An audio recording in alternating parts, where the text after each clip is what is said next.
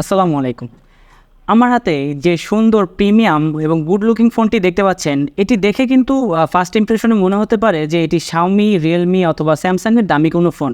কিন্তু অ্যাকচুয়ালি না।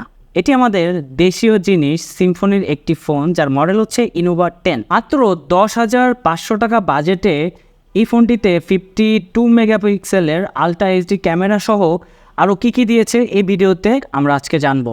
এছাড়াও এর সাথে লঞ্চ হওয়া সিম্ফনির Z60 মডেলের যে ফোনটি আছে তার সাথে কিছুটা কম্পেয়ার করে দেখবো যে অ্যাকচুয়ালি ওটা থেকে এটা কতটুকু বেটার বা কতটুকু ডিফারেন্স দিয়েছে তারা। তাছাড়াও এই বাজেটে এই ফোনটি কেমন হবে এসব নিয়ে আজকে আলোচনা করব। সো বেশি কথা না বলে চলুন ভিডিও শুরু করা যাক। আমি সাব্বির আহমেদ আছি আপনাদের সঙ্গে এবং আপনারা দেখছেন হ্যাপিনেস টেক। প্রথমে দেখব আমরা এই ফোনের বক্স কন্টেন্ট হিসেবে আমরা কী পাচ্ছি। আমি ফোনটা আনবক্সিং করছি না, বিকজ অফ আমি কয়েকদিন আগে এটা অলরেডি আনবক্সিং করেছি। আমরা কয়েকদিন যাবত ইউজ করছি ফোনটি। সো ওভারঅল পারফরমেন্সটা আপনাদেরকে জানাবো। প্রথমেই বক্সের মধ্যে থাকবে একটি 18 ওয়াটের ফাস্ট চার্জার এবং একটি টাইপ সি কেবল। এছাড়াও কমন সিম এজেক্টর থাকবে। এর বাইরেও এই সিলিকন কেসটি কিন্তু ফোনের বক্সের মধ্যে আপনারা পেয়ে যাবেন। যেখানে অন্য সব ব্র্যান্ড চার্জার দেওয়ার কথা পর্যন্ত বাদ দিয়ে দিচ্ছে, চার্জার দিচ্ছে না, সেখানে কিন্তু সিম্ফনি এখনও একটি হেডফোন দিয়ে দিচ্ছে বা ইয়ারফোন দিয়ে দিচ্ছে, তবে ইয়ারফোনের কোয়ালিটি অতটা ভালো না। এই যে হচ্ছে এই ফোনটির লুক যা আপনারা ডিসপ্লেতে দেখতে পাচ্ছেন। এই ফোনটি যতগুলো ফোন দেখেছি আমি, তার মধ্যে এই বাজেটের এই ফোনটির লুক আমার কাছে বেটার মনে হয়েছে। তাছাড়া সিম্ফনি Z60-র লুকটাও বেটার, বাট এটা আমার কাছে বেশি ভালো লেগেছে, যার কারণে ফোনটা নেওয়া। এছাড়াও আপনারা কিন্তু এই ফোনটির দুই পাশেই গ্লাস প্যানেল দেখতে পাবেন। তাছাড়া কিন্তু ফোনটির যে ফ্রেম আছে, ফ্রেমটাতে কিন্তু প্লাস্টিক ইউজ করা হয়েছে। এই ফোনটিতে কিন্তু দেওয়া হয়েছে পাঞ্চল কাটিং ডিসপ্লে, যাতে আপনারা পাচ্ছেন 6.6 ইঞ্চির IPS HD প্লাস ডিসপ্লে, যার রেজলিউশন হচ্ছে 1600x720 পিক্সেল। ডিসপ্লেটা মোটামুটি চমৎকার ডিসপ্লে আমার কাছে মনে হয়েছে। তাছাড়া এই বাজেটের এত ন্যারো ব্যাজেল কিন্তু খুব কমই দেখা যায়। এছাড়াও এই ফোনটির সামনে এবং পিছনে খুব প্রিমিয়াম একটা ভাইব দিবে আপনাকে। যদি এইখানে সিম্ফনি লেখাটা না থাকতো আপনি বুঝতেই পারতেন না এটা কোন ব্র্যান্ডের কী ফোন, বা কোনো আপনার কাছে মনে হতো যে এটা কোনো দামি ব্র্যান্ডের ফোন, কারণ এটা লুক। এতে ব্যবহার করা হয়েছে সাইড মাউন্ট ফিঙ্গারপ্রিন্ট, যা পাওয়ার বাটনের সাথে অ্যাডজাস্ট করা, এবং এটা আমার কাছে খুব মোটামুটি ভালোই ফাস্ট মনে হয়েছে। এর উপরে রয়েছে ভলিউম আপ এবং ডাউন বাটন, অপর সাইডে হচ্ছে ডুয়েল হাইব্রিড ন্যানো সিম স্লট। এটার নিচে কিন্তু রয়েছে টাইপ সি চার্জিং পোর্ট, যা 18 ওয়াটের ফাস্ট চার্জিং সাপোর্ট করে। ভাবা যায় এই বাজেটে এত কিছু। যাই হোক, এর পাশে কিন্তু রয়েছে 3.5mm জ্যাক। এবারে আসি এই ফোনের মেন জিনিস, এর পারফরমেন্স নিয়ে। এর অপারেটিং সিস্টেম হিসেবে ব্যবহার করা হয়েছে Android 12। এর বাইরেও এর চিপসেট হিসেবে ব্যবহার করা হয়েছে মিডিয়াটেকের হেলিও G35 প্রসেসর, যা মিডিয়াটেকের এন্ট্রি লেভেলের প্রসেসর। আমরা সাধারণত এই বাজেটে যে ফোনগুলো দেখি, লাইক আমরা সিম্ফনি Z60-র সাথে যদি তুলনা করি, Z60-তে দেওয়া হয়েছে ইউনিসকের T606 প্রসেসর। ওটা থেকে আপনাকে এই প্রসেসরটা বেটার পারফরমেন্স দিবে। এটা গেমিংয়ের জন্য তৈরি হলেও আপনি হয়তো হেভি গেমগুলো খেলতে পারবেন না, কিন্তু মোটামুটি পারফরমেন্সের দিক থেকে একটা স্টেবল পারফরমেন্স দিবে।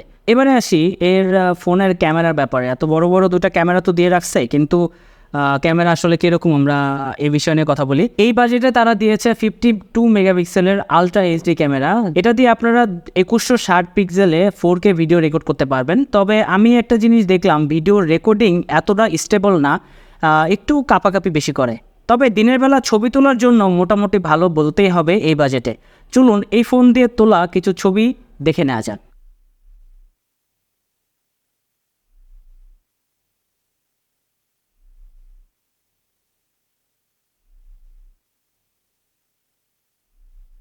এর সেলফি তোলার জন্য ফ্রন্টে ব্যবহার করা হয়েছে 8 মেগাপিক্সেলের ক্যামেরা, যা দিয়ে আপনারা মোটামুটি ভালো রেজলিউশনে ভিডিও কলে বা কথা বলতে পারবেন বা সেলফি তুলতে পারবেন। এই যে আপনারা দেখতে পাচ্ছেন, আমি কিন্তু এর ফ্রন্ট ক্যামেরা দিয়ে ভিডিও রেকর্ডিং করছি, সেলফি রেকর্ডিং করছি। মোটামুটি আপনারা এরকম রেজলিউশনেরই ভিডিও পেয়ে যাবেন। এর ব্যাটারি হিসেবে কিন্তু দেওয়া হয়েছে 5050 mAh-এর ব্যাটারি। আমি আমার পার্সোনাল ওপিনিয়ন থেকে বলছি, আমি খুব ভালো একটি ব্যাকআপ পেয়েছি। যদি আপনারা নর্মাল ইউজ করেন তাহলে আপনারা মোটামুটি 2 দিন এর থেকে ব্যাকআপ পেয়ে যাবেন। আর যদি গেম খেলেন তাহলে সেটা তো আপনার উপর ডিপেন্ড করছে কত সময় গেম খেলবেন, এটা তো আপনারা জানেনই। এছাড়াও এটিতে আমি আবারও বলছি, এটিতে চার্জ করার জন্য কিন্তু আপনারা পেয়ে যাবেন 18 ওয়াটের ফাস্ট চার্জার, যা দিয়ে কিন্তু আপনারা খুব দ্রুত ফোনটি চার্জ করে নিতে পারবেন। বর্তমানে এই ফোনটি দুটি ভেরিয়েন্টে পাওয়া যাচ্ছে, একটি হচ্ছে 464 আর একটি হচ্ছে 4128 ভেরিয়েন্টে। আপনারা চাইলে যে কোনোটা পারচেস করতে পারেন। আমরা যদি মেমোরি বেশি প্রয়োজন হয় আপনারা 4128 পারচেস করতে পারেন, তবে দামের ডিফারেন্স হয়তো 1000 টাকার মতো হবে। এর স্পিকারের কথা যদি বলি, আমি এর থেকে খুব মোটামুটি ভালো একটা লাউডনেস পেয়েছি। আমি আসলে দুর্নাম করার মতো কিছু পাচ্ছি না, ভালোই লেগেছে ওভারঅল ফোনটি আমার কাছে, যার কারণে ফোনটি নেওয়া। তবে একটা জিনিস, এর পিছনে হচ্ছে গ্লাস প্যানেল ব্যবহার করা হয়েছে, যার কারণে আপনারা দেখতে পাচ্ছেন একটু ধরলেই এটা কিন্তু খুব হেভি ফিঙ্গারপ্রিন্ট ম্যাগনেটিক। আপনি একটু হাত দিয়ে ধরলেই এটা ফিঙ্গারপ্রিন্ট এটার সাথে লেগে যাবে। তবে এটার জন্য কিন্তু এটার এই সিলিকন কেসটা ইউজ করলেই আপনার এটা থেকে সুরক্ষা পাবেন। তবে সিম্ফনি Z60 থেকে একটার একটু খারাপ দিক বলি, সেটা হচ্ছে সিম্ফনি Z60 কিন্তু তারা ডেডিকেটেড এসডি কার্ড স্লট দিয়ে দিয়েছে। যদি আপনি এক্সট্রা মেমোরির প্রয়োজন হয় তাহলে কিন্তু সেখানে আপনারা এসডি কার্ড ইউজ করতে পারবেন। এখানে হাইব্রিড সিম কার্ড স্লট দিয়েছে, যার কারণে আপনার যদি 64 জিবি বা 128 জিবির পরেও কোনো এক্সট্রা মেমোরির প্রয়োজন হয় তাহলে কিন্তু আপনাকে একটি সিম বাদ দিয়ে দিতে হবে। এটা একটু খারাপ লেগেছে আমার কাছে। আরেকটা বিষয় হচ্ছে সিম্ফনি Z60-তে কিন্তু 90 হার্জের রিফ্রেশ রেট দিয়েছে, যেটা এটাতে নেই। ওভারঅল আমার ওপিনিয়ন বলি, সেটা হচ্ছে লুকের দিক দিয়ে বলেন বা পারফরমেন্সের দিক দিয়ে বলেন, আমার কাছে এই ফোনটাই বেটার লেগেছে, যার কারণে হচ্ছে এটা নেওয়া। এখন আপনারা কমেন্ট করে জানাবেন আপনাদের কাছে কোনটা বেটার লেগেছে। আর ভিডিওটা যদি ভালো লাগে অবশ্যই ভিডিওতে একটা লাইক করবেন। আর তাছাড়াও আপনারা আমাদের কাছে কী ধরনের ভিডিও চাচ্ছেন অবশ্যই কমেন্ট করে জানাবেন। কিন্তু সবাই ভালো থাকবেন, সুস্থ থাকবেন এবং হ্যাপিনেস থেকে সঙ্গে থাকবেন। আল্লাহ হাফেজ।